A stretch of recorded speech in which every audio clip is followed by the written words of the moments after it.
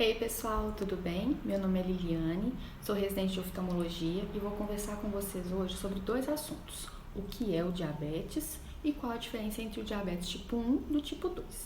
Para entender a doença, a gente tem que entender como que o organismo funciona normalmente. Então, o primeiro de tudo é saber o seguinte: quando a gente come um carboidrato, por exemplo, arroz, macarrão, açúcar, batata, ele vai até o nosso intestino e aí ele vai ser quebrado em vários pedacinhos. Esses pedacinhos vão ser chamados de glicose. Essa glicose sai do nosso intestino e vai para os nossos vasos sanguíneos, ok? A glicose, a gente vai fazer uma analogia com a areia e os vasos sanguíneos como se fossem canos de água, ok? Então, a glicose, que é a areinha, sai do intestino e entra no tubo de água, ok? Essa glicose vai ser transportada por esses vasos sanguíneos para todas as células do nosso organismo. E cada célula é como se fosse uma casinha. Essa glicose entra na casinha e serve de energia para fazer as atividades do dia a dia. Então, a glicose entra nas nossas células e aí a gente usa ela como energia para poder estudar, trabalhar e fazer nossas atividades, ok? Porém, para entrar na célula, a glicose precisa de uma chavinha. Essa chavinha chama insulina, ok? Então, sem a insulina, a glicose não sai do vaso sanguíneo para a célula. No diabetes, o que a gente tem? A gente tem a falta dessa insulina, seja por falta de produção, ou seja porque a gente produz menos do que precisaria, ok?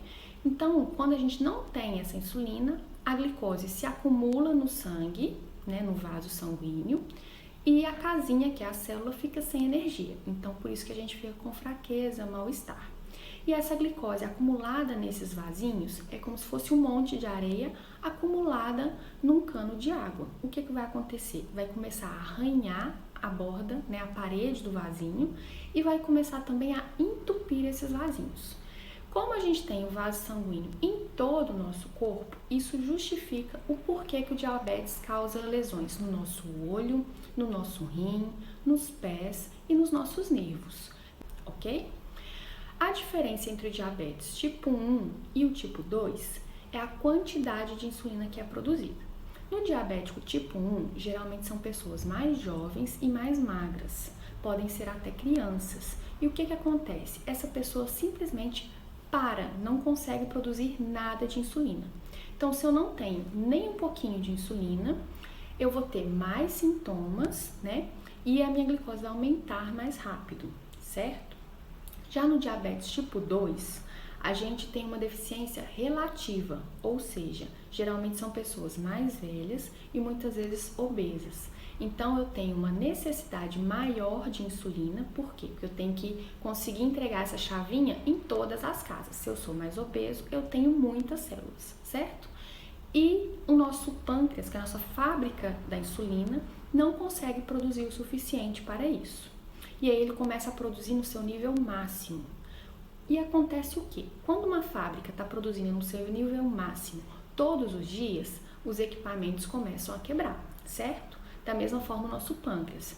Quando ele fica muito tempo sendo submetido a produzir a insulina no seu máximo, ele começa a falhar. Então, no começo, o diabético tipo 2, ele tem insulina, mas ao longo do tempo, ele pode começar a reduzir essa produção porque o seu pâncreas vai reduzindo sua capacidade de produzir a insulina, ok? O diabético tipo 2, quando se adequa à atividade física, alimentação adequada e perda de peso, ele pode até parar de usar a insulina, ou seja, no começo ele precisava e depois ele pode controlar só com a medicação oral. Porém, o diabético tipo 1, como ele não produz nada, ele sempre vai precisar da insulina, ok? Se no diabético tipo 2 ele não faz essas atividades físicas, ele não se alimenta adequadamente e ele não perde peso, o pâncreas dele, que é a fábrica da insulina, vai se deteriorando ao longo do tempo. E aí ele passa a ser dependente de aplicar a insulina também, ok? Deu para entender agora? Um abraço!